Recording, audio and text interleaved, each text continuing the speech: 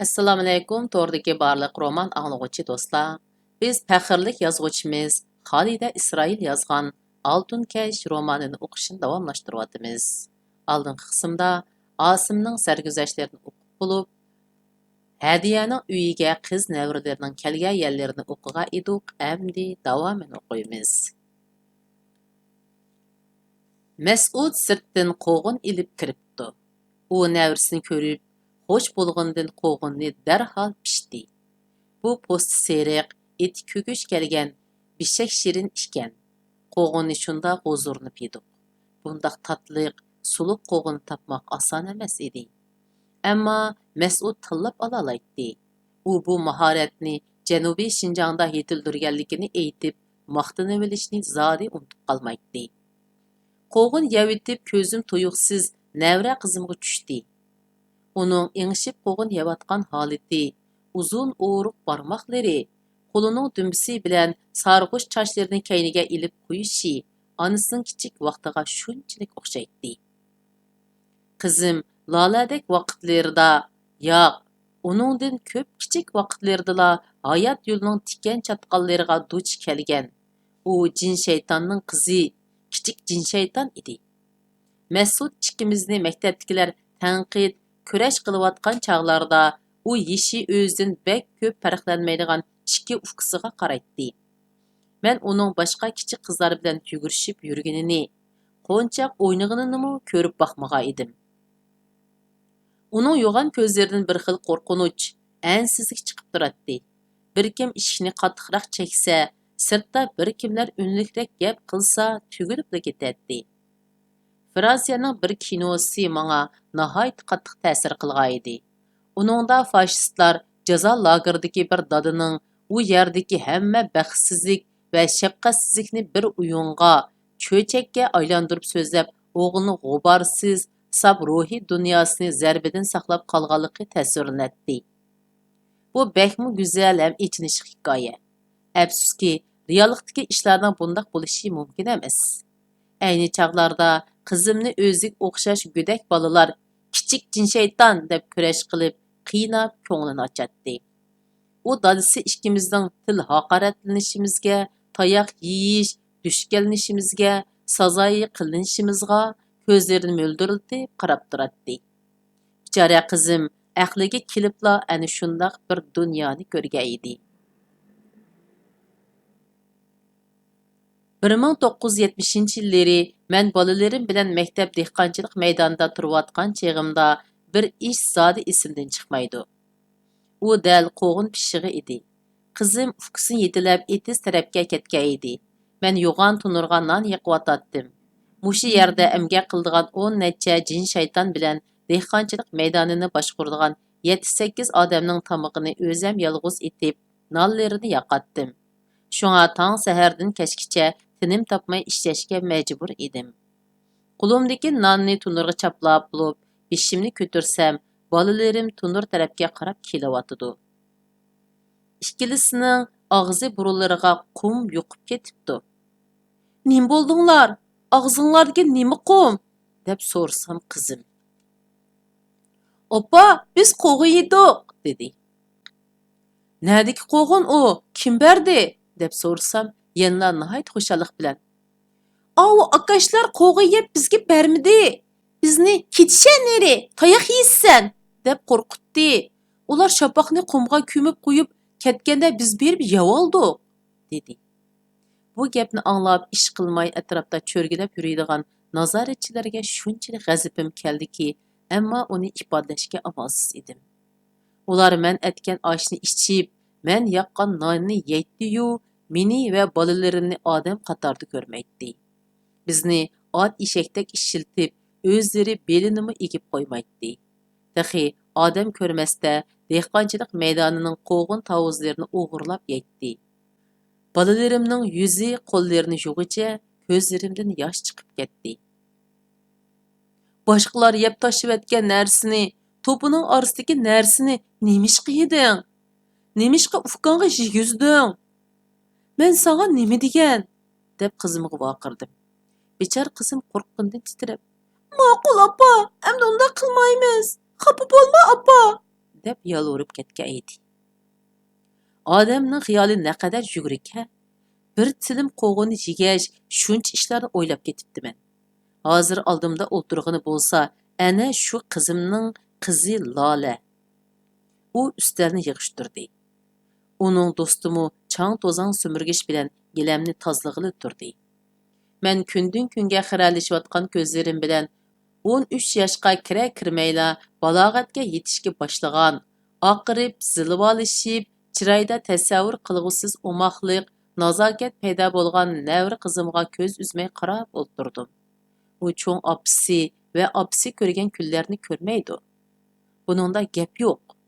Ammo u boshqa bir xil vayronchilikni boshdan kechiryotdi. U och qilishqa, kurash qilinishqa qaraganda texmi qo'rqinchli. Bir xil vayronchilik. Ya'ni o'zini, kimligini yo'qotib qo'yishning vayronchiligi.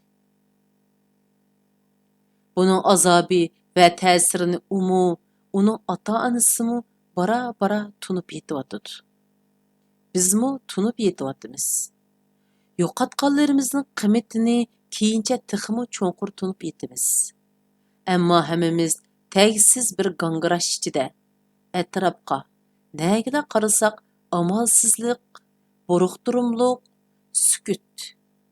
Bundaq bir normalsizlikning mavjud ekanligini sezmay, bilmay, tush ko'rib yurgan baxtiyorlik. Kechki tomoqdan keyin Mas'ud qizlar bilan birdan televizor ko'rdi. Ular Uyg'urcha xabarni tushunalmidi deb qo'pib ketmoqchi bo'lgan edi. Mas'ud yo'l qo'ymadi. Lola, o'z tiling tursa, nimishqa tushunmaysan? Ko'proq anglab bersang, tushundigan bo'lasan emasmi? Men endi navram bilan tarjimon orqali so'zlashgan bo'lib qolamdiman, dedi. Uxlash oldida men qizlarga ailemizning kona suratlarini ko'rsatib, dadam va cho'ng dadam to'g'risida, cho'ng dadamning aslida Janubiy Shinjongning chat bir yezisida bir necha mo yeri va bir parcha anjurligiga tayinib, ko'p jonliq oilani boqadigan nomrod odamniki. Bolalari cho'ng bo'lishga boshlab, terilug'i yer yetishmaganlikdan yerini va uyini cho'ng o'g'illariga tashlab berib, cho'ng onamni va kichikroq bolalarini boshlab Urumchiga chiqqanligi. Dadamning kichigidilla oshxonlarning suyini to'shib, uchiqiga o't qalab yurib, oshpazlikni o'rganganligi. Bir tarafdan ishlab, bir tarafdan maktabda o'qib, savodini chiqarganligini so'zlab berdim. Suratdagi dadam egiz bo'y, so'ziq yuz, chechini orqasiga tarab olgan, nihoyat yarishimliq kulrang palto kiygan nochi odam edi. Qizimning do'sti ishnalmagandek. "Mush odam shumi?" deb so'radi. "Ha, shu. Men dadamga o'xshamdikanman." "O'xshaydikansiz. Ammo dadangiz chet ellik katta odamlarga o'xshaydi ekan." Qiz vuduqib, xanzuch so'zlayapti. Va mening ayblishimdan qo'rqqandek qizirib Lolaga qarab tilini chiqarib qo'ydi. Oshxonlarga suv to'shib yurgan mush dadam cho'ng bo'lgancha rasmiy savdoga kirishibdi. Bu yerdan qo'y kala terisini yig'ib, chegaraga opirib, sovutiklar bilan raxit kiyim-kechakka almashtiribdi. Keyin savdo qilg'ili Sovet ittifoqiga chiqibdi. Qarasa u yerlar nihoyat taraqqiy qilgan ekan. Hammalar odam maktablarda o'qiydi ekan. U billa chiqqan hamrohlarining ta'sirida bir tarafdan tijorat qilib, yana bir tarafdan Toshkentdagi dongliq O'rta Osiyo universitetiga kirib o'qibdi. O'qish bitkizib, yurtiga qaytib kelganda o'zining pulini xarjlab Toshkentda o'zi ko'rgan maktablarga o'qishtirib, bir maktab soldiribdi. Sovet ittifoqidan darsliklarni akeldirib, o'qituvchi yollab, yurtimiz tarixidagi tunji fanniy maktabni quribdi. Maktabga o'zi mudir bo'lib, nihoyat yaxshi boshquribdi. Bu maktab ozodlikdan keyinmi shu yerdagi Uyg'ur boshlang'ich maktab bo'lib qopti. Men yana ularga opamning nihoyat chiroyli, ishchan, pokiz ayol ekanligini, dadam tijorat bilan sirtda yursa, bizni qandoq ko'ngil qo'yib boqqanligini so'zlab berdim. Ular suratlarga nihoyat qiziqdi. Navramning do'sti yana. "U chaqlardagi Uyg'urlar Бәк qiltiskan. Mening buvammu 3 viloyat inqilobiga qatnashib askar bo'ptikan. Shu chaqdagi suratlarni ko'rib ajoyib bo'lib qolatdiq. Men suratlarni uyga kelgan savoqdoshlarimga ko'rsatsam, ular meni "Sen yolg'on so'zlayotsan. Ular degan chet elliklar tursa, ularning ichida buvang nima ish qilsin? Muallimning deb berishicha, ozodlikdan burun sizlar yuz yuvishni, kiyim kiyishni bilmaydigansizlar. Faqat bir parcha qo'y terisini yepinib olib yurdikansizlar-ku" deb turib olgan dedi. Undaqda Sanju, sen uning gapiga ishondingmi? Men ishonmayman. Ammo opam ishonadi. U doim ko'cha supurayotgan ayollarni ko'rsatib. Nemishqa ko'cha supuradiganning hammasi Uyg'ur. Nemishqa Uyg'urdan yonchiqchi ko'p chiqadi. Chunki biz qaloq, xanzuch bilmaymiz. Sen obdan o'qi. Bo'lmasa cho'ng bo'lganda senmi ko'cha supursan deydi. Lola yerga qarab gap qilmay jim o'tiradi. Men uning bir narsa deyishini shunchalik orzu qilatdim. Nimalar desam mayli edi. Men uning yumshoq sochlarini siylab, "Senchu Lola, sen gap qilib bermamsan?" dedim. "Bilmayman cho'ng oppa." U shundoq deb yig'layapti. Men uni o'zimga tortib, mursidan chin quchoqladim. Bo'ldi, yig'lama. Bir narsa degan kelmasi dema. Uning chishligidek yumaloq, chiroyli beshiga yepishib turgan sarg'uch qo'ng'ir sochlari yipakdek yumshoq edi. Chechining rangi va yumshoqligi opasiga o'xshaydi. Qizlar uxlab qoldi. Men uyon-bo'yonga o'rilib, uzoqcha uxlay olmadim. Murakkab, oxiri chiqmas xiyollar xuddi kinolardagi qiyo toshqa to'xtamay urilib, bujg'un chachirtilgan dengiz to'lqinlaridek qalbimni davolg'utatdi. Men qizlar uchun maxsus kitob setib olishni o'yladim. Qaysi kuni televiziya xabarlarida tarix, madaniyat va boshqa sohalarga oid bir muncha yangi kitobning chiqqanligini ko'rsatgan edi. Mas'udmu matematikchi bo'lgani bilan kitob o'qishga amroq. Yangi chiqqan kitoblarni qoldirmay o'qib baho berib turadi.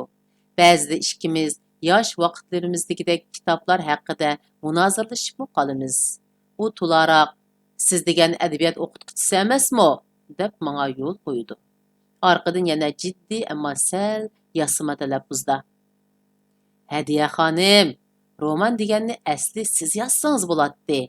Ikkimiz to'g'risida bir roman yezing-a. Chuqur bozorlik kitob bo'ladi" deydi. Men kulib qo'yman. Agar rostilla shunday qila olgan bo'lsam, naqadar yaxshi bo'ladi, ha? Bu mening yosh vaqtlarimdan tortib ko'nglimga pukib kelgan, ammo hech kimga tinmagan orzuyim edi.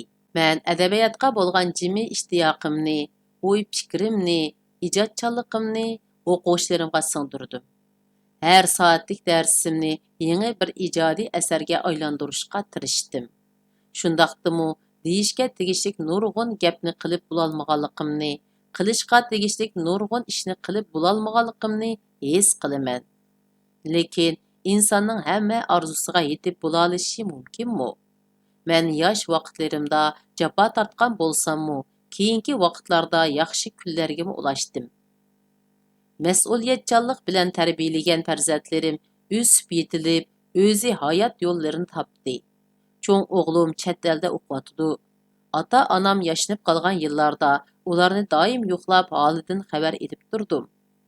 Opamni hayotining oxirgi vaqtlarida o'z qo'lim bilan biqib, davolatib, o'z qo'lim bilan uzatdim. Mana bugun bolalarimizga tortishib, Mas'ud ikkimizmi Urumchiga makkallashib qoldik. Uyimning atrofi xuddi orzu qilganimdagidek tinch, go'zal bir bog'chaga o'xshaydi. Endi menga qolgani o'zimga nasib bo'lgan bu turmushdan aramxuda bahramon bo'lish. Ko'zlarim xotirjamlik ilkida yumilishga boshlagan edi. Tuyuqsiz Lolaning birdilla yig'lab ketishi. "Bilmayman, cho'ng oppa bilmayman" deb taram-taram yosh to'kishlari ko'z oldim kelib, yurakim mujilishga boshladi. Maktabga kirguncha bizning oldimizda turgan Lola, yangi pensiyaga chiqqan shu yillarda Mas'ud ikkimizga aytib tugatgusiz mehr va shodlik beg'ishlagan edi. u tili chiqibla cho'ng odamlardek talaffuzda so'zlaydigan bo'lib ketgan edi. Mas'ud ikkimiz o'y fikrlarimiz, tanbehlarimiz 3 yoshlik navrimizning og'zidan tuluqi bilan chiqib o'zimizga qaytirilishga boshlaganda hayronligimizni bosolmay qolatdik. Cho'ng dada, qo'lingni yuv, lungini joyiga qo'y.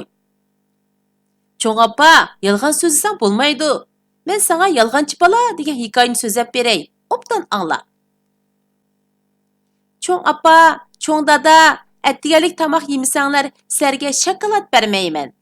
Mas'ud ikkimiz ba'zida uningdan obdalla ehtiyot qilatdik. U hech kimdan qo'rqmaydi. Ko'nglidagi gaplarini yushirmaydi. Hamma ishga aralashib, hamma ishni boshqurmoqchi bo'ladi. Mas'ud ikkimiz insonning go'dak vaqtlaridagi tabiatining naqadar sof va go'zalligi, uning bir odamning o'sib yetilishi bilan bo'lgan munosabati va keyingi o'zgarishi haqida mulohizlarga tushib ketdik. Lola 6 yoshga kirguncha hech qiynalmayla o'z til yoziqimizdagi oddiy kitobchalarni o'qiy oladigan, oddiy hisoblarni ishlay oladigan saviyaga yetgan edi. Cho'ng bo'lgancha xarakterda ba'zi o'zgarishlar bo'lgan bo'lsa-mu, so'zlabla turadiganligi, to'la savol so'rashlari, sho'xligi, rostchilligi o'zgarmagan edi. Ota-onasi bu favqulodda aqlli qizining biror mo'jiza yarata oladiganligiga ishonib, uni xanzucha maktabga berdi. Uzun o'tmay Lola o'z til yoziqini unutib ketdi. Ota-onasi qizning xanzucha so'zlashlaridan, to'rt chasohatlarni chiroyli yozishlaridan faxrlanib, uni mayliga qo'yibdi. Hatto o'zlarimi uningga moslashib berdi. Ammo bir kunlarda ular o'z qizining notunush, yot bir qizga aylanib qilayotganligini sezdi. O'zlari Uyg'ur tili degan oson, o'zining tili, uni birdamda o'rganib oladi. O'rib odatnimi o'rganib oladi deb naqadar xatolashganligini his qildi. Endi ular kechishdimi? Hammamiz kechishdikmi? Asli shundoq sho'q, chechan, qushqashdek vichirlab so'zlab yuradigan Lola qani? U qandoqlarcha o'zgarib, gap anglamaydigan, ota-onasi bilan qarshilashadigan jimg'ur, tarsa bir bolaga aylanib qoldi. Hamma gunoh Loladimi? Yo'q. Asosliq mas'uliyat uning ota-onasida. Ularni to'g'ri yo'lga boshlay olmagan bizda. Ko'rinib turibdiki, Lolaning ko'nglidami azob gangirash bor. U qorong'ulikda qatma-qat giralashgan yo'llar orasida qaysi yo'lga mengishni, o'zining kim ekanligini va kimga tava bo'lishni bilolmay qaymoqib yurgandek qiladi. U ilgari cho'ng bo'lgan illiq muhit, ota-ona, yaqin yo'riqlari uningdan kundan kunga yiroqlashib, shovqin so'rallik, ko'zni ola chakman qilayotadigan yangi bir dunyo uni chaqiryotdi. U orqasiga qarab ota-onasini izlaydi. Ammo ota-onasi allaqachon uningdan bakmu yiroqda qolgan. Atrofida hech kim yo'q. U yolg'izligini, kamsinish tuyg'usini, ishkilanishlarini kimga aytishni, qandoq aytishni bilmaydi. U yo'chun, ammo qiziqarli dunyo g'oyat jilvilar, yolg'on va'dalar bilan uningga yiqilishib kelyotdi. U yanala ota-onasidan nimalarnidir kutdi. Ularning o'zini tashlab qo'ymasligini orzu qildi. Ammo ular o'z halakchiligida. Boshqa ishlarga ko'ngil bo'lgidek holi yo'q. Uni tushunib beqishni o'ylab qo'ymaydi. O'ylasimu qanday qilishni bilmaydi. Ana shuning uchun u sukut qilishni, ziddiyati xiyollardan o'zini qochirishni, qarshilashishni tanlab olgan. Lola, umoq nevram. Men seni tashlab qo'ymayman. Men har qachon yaningda. Men seningmi opangdek azob chekishingni xohlamayman. Hargiz xohlamayman. Ammo men qiyirib qoldim. Bekli qiyirdim. Qo'limdan jiq ish kelmaydi. Men faqatla sening ching taqib olgan qalb eshigingni onaliq mehrim bilan ichib kirib, seni asli holatingga qaytirib akelsam deyman. Bu mening qo'limdan kelarmi? Tushga yaqin kichik o'g'lim keldi. Mashina haydab yurib, bu yoqlarga kelib qolgan ekan. yo'g'on bir plastik xaltani manga berib, sizlarni bir vaqt tamoq etish g'amidan qutuldiray, dedi. Әкелгені түрікче kebab, polu, oshmanta, yumshoq non ham bir quta qetiq ishkan. Men choy damlab dasturxon tayyorlashga tutish qildim. Xushalliqimdan qo'llarim bilinmas titraydi. Bu xushallik xeyli kunlardan beri kelmagan o'g'limni sog' salomat ko'rganligimdan edi. Men uning tasodifiy biror hodisaga yoki kelishmaslikka yo'liqib qilishidan voyim yebla yuratdim. Uningdan telefon olg'icha yoki o'zini ko'rgicha ko'zim to'rt bo'ladi.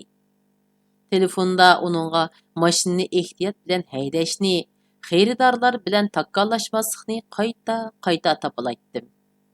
Tamoqni taqsirga tizdim. Qitiqni piyollarga bo'lib yangi damlangan xo'sh puraq choyni patnosqa tizilgan istakkanlarga quyishga boshladim. O'g'lim chaqqonlik bilan choyni ilib, dadisining va o'zining oldiga qo'ydi. Tuyuqsiz to'nglatquda chiligan tarxamak borligi esimga kelib, uni ilib keldim. Kebab singib pishqan ham yumshoq edi. O'g'lim nepiz non orasiga kebab bilan chiligan tarxamakni ilib ishtaha bilan yeyishga boshladi. Mas'ud bu yosh vaqtlarida shundoq edi. Oldidagi tomoqni xuddi birsi tortib oldigandek oldirab ishtaha bilan yeydi. U hozir Peter mantini qo'liga ilib, ishkilanganda qarab turdi. Odatda bu ishkidan ortiqni yemaydi. Ishki mantini yeb bo'lib, sirtqa chiqib singdirib kirib, yana ishkini yeydi. Uning kona oshqozon kesili bor. Ay shu yillarda men bolalar bilan g'uljida turayotganda, yolg'izchilikda osh qursaqqa haroq ichib topgan ekan. Shundan keyin bu kasal ba'zida yaxshilanib, ba'zida aralab qo'zg'alibmi qo'yib, uni qiynab keldi. Bir mezgil nada oshqozon dorisi bo'lsa akilib yeb yurib, oxiri dora kor qilmasla bo'lib qolgan edi. Keyin do'ngko'rikda 80 xalta ochadigan soqqonliq oppoq, ishki mangzi qip-qizil, nihoyat sog'lom ko'rinadigan bir buvay bilan do'st bo'lib qilib, kunda uning talqon dorilarini yeb yurdi. Buvay uningga tamoqni kunda oz-ozdan 5-6 vaqt yeyishni o'rgatgan edi. U mushu usulni nihoyat astoydil davomlashtirib, shuningga kunibmi qolgan edi. O'g'lim tamoqini tez-tez yevilib, tamoqni oldirmay chaynayotgan dadasiga: "Dada, sen tamoqni tartibli yeb, borgan siri yashirib ketyapsan jumu", dedi. Demisimu xeylilar qursoq silib, chochlari shalanglab qolgan o'g'lim qaramoqqa asli yeshidan cho'ngroq ko'rinadi. Dadasi o'g'lining maqtig'idan xo'shal bo'lib, tajribasini tunishtirishga boshladi. "Menga qara o'g'lim, meningmi oshqoznim yaxshi emas. Sog'lom odamlarmi tamoqni to'yib yeb olmasligi kerak ekan. Yana biri dam ilish bilan harakatni moslashtirishmi bak muhim ekan. Men birsi tushlik uyquni qo'ldan bermayman. Yana biri ko'p mangman." O'g'lim uningga o'zining atidan kechgacha mashinadan tushmay o'tirishga majbur ekanligini, shunga qursoq silib ketayotganligini aytib qaqshidi. Dada bola ana shundoq paranglashayotganda bir chetda jimgina kulimsirab o'tiratdim. Ularning gapini buzg'um kelmaydi. Bir vaqtlarda o'g'lim dastlabki ayoli bilan ajrashganda Mas'ud xafa bo'lib xeyli vaqtlargacha uningga gap qilmay yurgan. Dada bola ikkisi ko'p qitim vaqirishib, qizirishibmi ketgan. Bu ishlarmi asta-asta unutildi. Lekin ularning munosabati bir xil salqin holatda qoldi. O'g'lim dadasi bilan billa o'tirishni, paranglashishni ancha xolab ketmaydi. Faqat yaqinqi yillardala ancha-muncha paranglashadigan bo'lib qolgan edi. Bu minutlar mening nazarimda ko'p uchirmaydigan qimmatli minutlar edi. Men 70 yoshga kirganda his qildimki, odamning umri har qancha uzun bo'lsa-mu, yaqin odamlari, ota-ona, bola-chaqalari bilan odatdagicha chin ko'nglidan paranglashib o'tirgan vaqtlari bakmu oz bo'ladi ekan. Haddi hisobsiz arzimas ishlar, tili boshqa, dili boshqa bordi keldilar. Ahmiyatsiz quruq paranglar, tirikchilik yo'lidagi tugamas g'am andishilar umrning mutlaq ko'p qismini egallab ketadi ekan. Bu dunyodagi kunlari sanoqli holga tushib qolgandila odam nimaning haqiqiy qimmatli ekanligini bilishga, bola chaqa, qon qarindoshning qadriga yetishga boshlaydi ekan. Xiyolim shu yerga kelganda, menga o'xshash oq seriq, menga o'xshash kitob xumor, chiroyidan samimiylik chiqib turadigan cho'ng inim Muhiddin ko'z oldimga keldi. Biz cho'ng bo'lishqa boshlagan u yillarda biz och-singlar mehmonxona uyda paranglashib o'tirsak, u bir chetda jimjit kitob o'qiydi. Aralab kitob betlarini o'rigach, gaplarimizga quloq solatdi. Men janubga bormoqchi ekanligimni aytganda, u kitobdan beshini ko'tarib, menga qiymasliq nazarda qarab, "Ocha, shu yiroq yerlarda o'zing yolg'iz qandoqmi qilarsan? O'qituvchilik qilaman desang, mushu yerlarda qilsangmi bo'ladi-ku. Bir kessang yana qachonlarda kelarsan?" degan.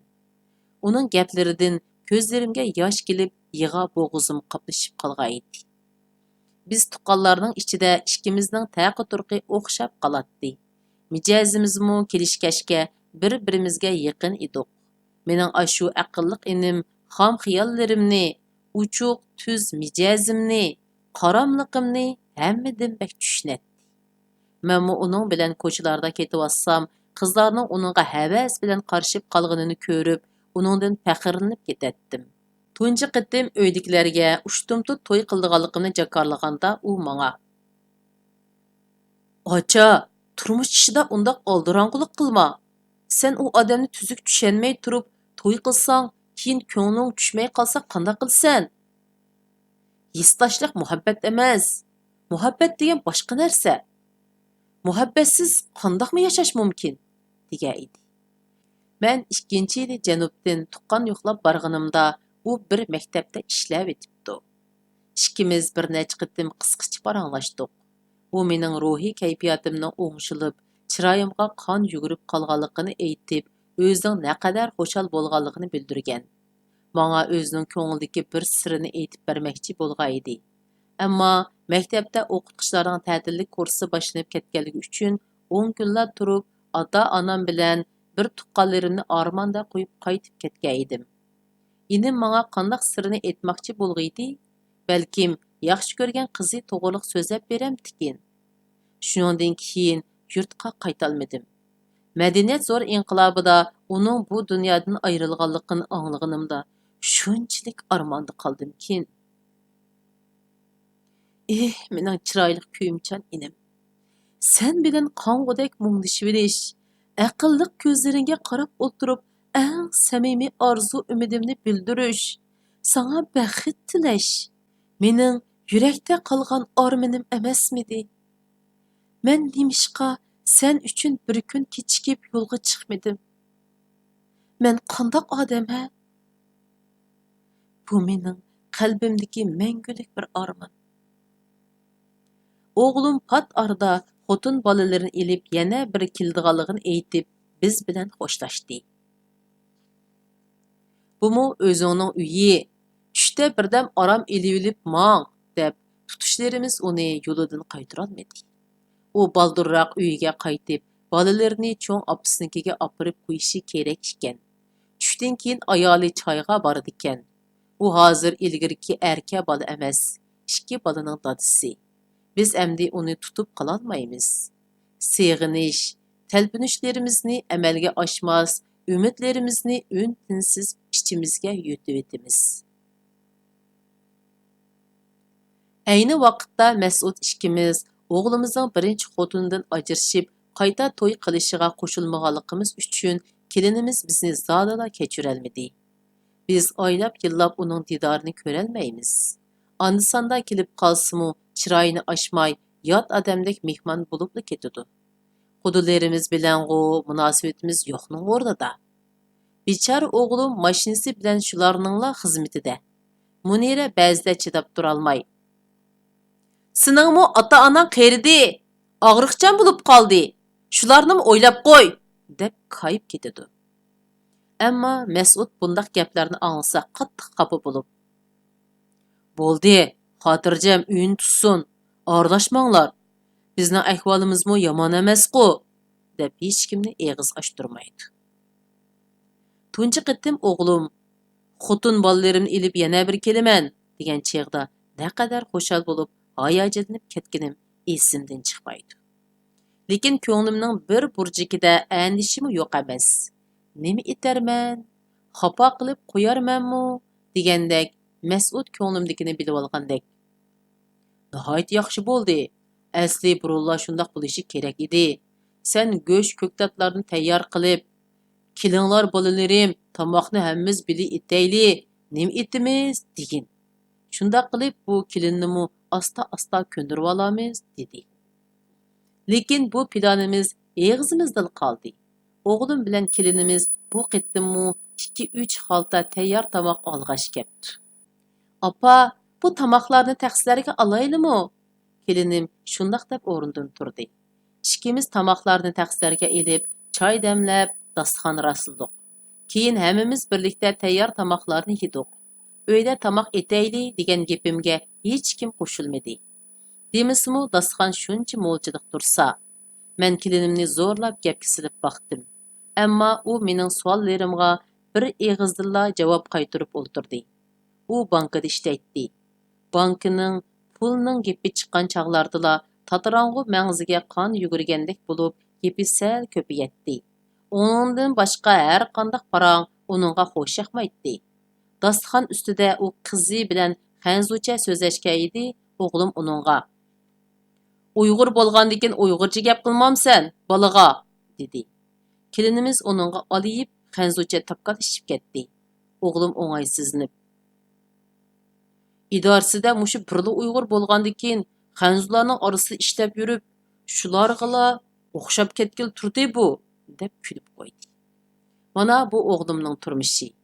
Kelinimizning maoshi haqiqatan yuqori, lekin u uyida bir qozon tomoq etib boqmaydi.